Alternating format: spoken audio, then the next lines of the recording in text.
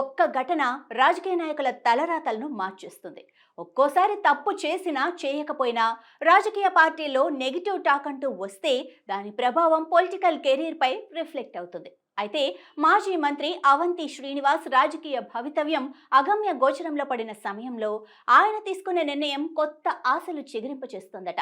టీడీపీలో తిరిగి జాయిన్ అవ్వటానికి దారులు మూసుకుపోయాయి అనుకుంటున్న తరుణంలో ఆయనకు అధిష్టానం డోర్లు తెరవటానికి సిద్ధమైందట.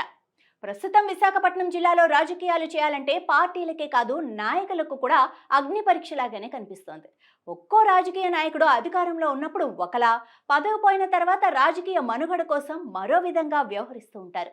రాజకీయ ఉనికిని కాపాడుకోవటానికి సరైన సమయంలో నిర్ణయం తీసుకొని ముందడుగు వేసే నాయకుడు మాత్రమే విశాఖ రాజకీయాల్లో మనగలడు అనేది ఎంతో మంది రాజకీయ నాయకుల చరిత్ర చూస్తే తెలుస్తుంది. అలా రాజకీయ జీవితం ముగిసిపోయింది అని చర్చ నడుస్తున్న ప్రస్తుత తరుణంలో మళ్లీ తెర మీదకొచ్చారు మాజీ మంత్రి అవంతి శ్రీనివాస్.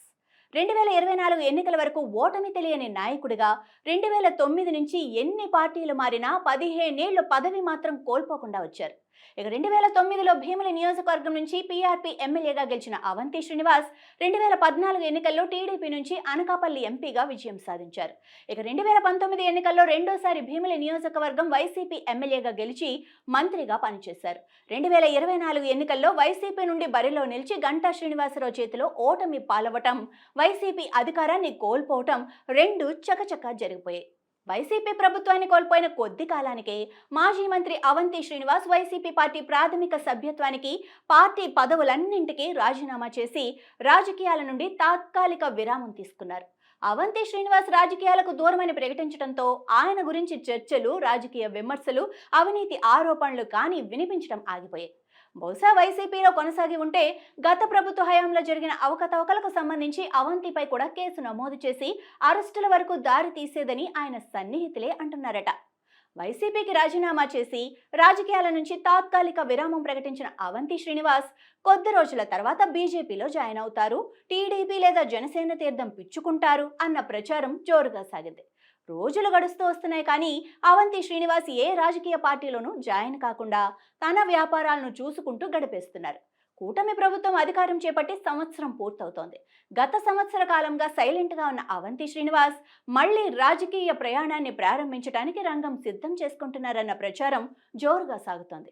మాజీ మంత్రి గంటా శ్రీనివాసరావు రాజకీయ శిష్యుడైన అవంతి త్వరలోనే టీడీపీలో జాయిన్ అవ్వడానికి రంగం సిద్ధం చేసుకుంటున్నారన్న ఊహాగానాలు భీమిలి నియోజకవర్గంతో పాటు విశాఖలో కూడా చక్కర్లు కొడుతున్నాయి. ముఖ్యంగా రాజకీయాల్లోకి వచ్చిన నాటి నుండి నేటి వరకు 25 ఏళ్లుగా ఓటమి అంటే తెలియని నాయకుడిగా పేరుపడ్డ మాజీ మంత్రి ప్రస్తుత భీమిలి ఎమ్మెల్యే గంటా శ్రీనివాసరావుకు పార్టీలో తగ్గుతున్న ప్రాధాన్యతే అవంతి శ్రీనివాస్ టీడీపీ వైపు అడుగులు వేయటానికి కారణమని అంటున్నారు.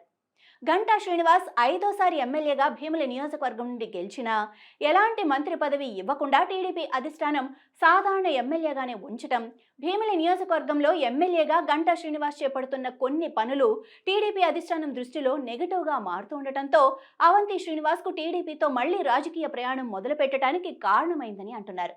వైసీపీ అధికారాన్ని కోల్పోయిన వెంటనే అవంతి టీడీపీలో జాయిన్ అవ్వటానికి రంగం సిద్ధం చేసుకుంటే గంటా శ్రీనివాస్ అడ్డుకున్నారట. ప్రస్తుతం టీడీపీలో గంటా శ్రీనివాస్ మాట ప్రస్తుతం చెల్లుబాటు కావటం లేదన్న ప్రచారం నేపథ్యంలో అవంతి శ్రీనివాస్ సైకిల్ ఎక్కబోతున్నారన్న ప్రచారానికి బలాన్నిస్తుంది. ఒక్కటంటే ఒక్క సంఘటన రాజకీయ నాయకుల తలరాతలను మార్చేస్తుంది. అలా విశాఖ మేయర్ ఎన్నిక అవంతికి కలిసి వచ్చిందట. రాజకీయాలకు తాత్కాలిక విరామం ప్రకటించిన అవంతి శ్రీనివాస్ టీడీపీలో జాయిన్ అవ్వటానికి ఎన్నో విధాలుగా ట్రై చేసినా అవకాశం దక్కకపోవడంతో వ్యాపారాలు చూసుకుంటూ బిజీగా గడిపేస్తున్న టైంలో విశాఖ మేయర్పై కూటమి పార్టీలు అవిశ్వాస తీర్మానం పెట్టాయి. అప్పుడు అవంతి శ్రీనివాస్ కూతురు 6వ division corporator Lakshmi Priyanka party మారి టీడీపీలోకి అనుకూలంగా ఓటు వేయడంతో అవిశ్వాసం నెగ్గిన టీడీపీ మేయర్ పదవి కైవసం చేసుకోగలిగింది. ఆ క్రమంలో అవంతి కుటుంబంపై టీడీపీ అధిష్టానానికి నెగిటివ్ ఒపీనియన్ పోయిందట.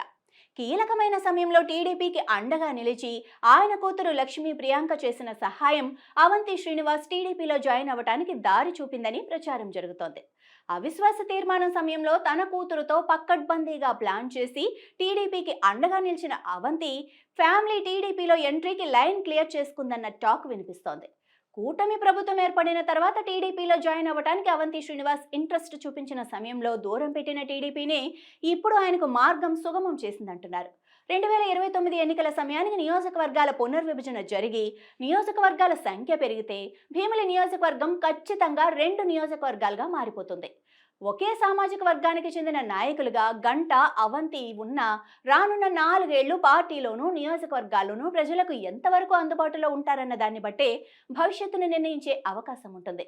ముఖ్యంగా 2024 ఎన్నికల్లోనే మాజీ మంత్రి గంటా శ్రీనివాస్ ప్రత్యక్ష రాజకీయాల నుండి తప్పుకొని తన కొడుకు గంటా రవితేజను భీమిలి నియోజకవర్గం నుండి బరిలోకి దించాలని ప్రయత్నం చేసినట్లు ప్రచారం జరిగింది.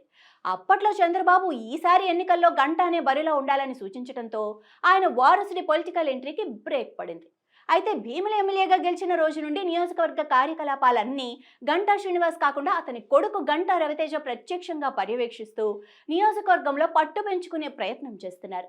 రానున్న ఎన్నికల్లో గంటా శ్రీనివాస్ బరిలో ఉండే అవకాశం లేకపోవటం, నియోజకవర్గాల పునర్విభజన జరిగే అవకాశం ఉండటం, నియోజకవర్గాలు పెరిగితే రాజకీయంగా మాత్రమే కాకుండా ఆర్థికంగా కూడా బలవంతుడైన అవంతి శ్రీనివాస్కు అవకాశం ఇచ్చే పరిస్థితులు ఉంటాయి కాబట్టి 4 ఏళ్ల ముందే అవంతిని టీడీపీలో జాయిన్ చేసుకోవడానికి టీడీపీ అధిష్టానం గ్రీన్ సిగ్నల్ ఇచ్చిందని అంటున్నారు.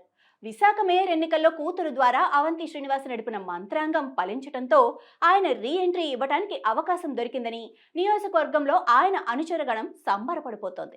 గంటా శ్రీనివాస్కు రాజకీయ ప్రత్యర్థిగా ఉన్న అవంతి శ్రీనివాస్ను టీడీపీలోకి తీసుకురావటం వెనుక గంటా శ్రీనివాస్ ఆధిపత్యాన్ని తగ్గించటమే టీడీపీ పెద్దల వ్యూహంగా కనిపిస్తోంది.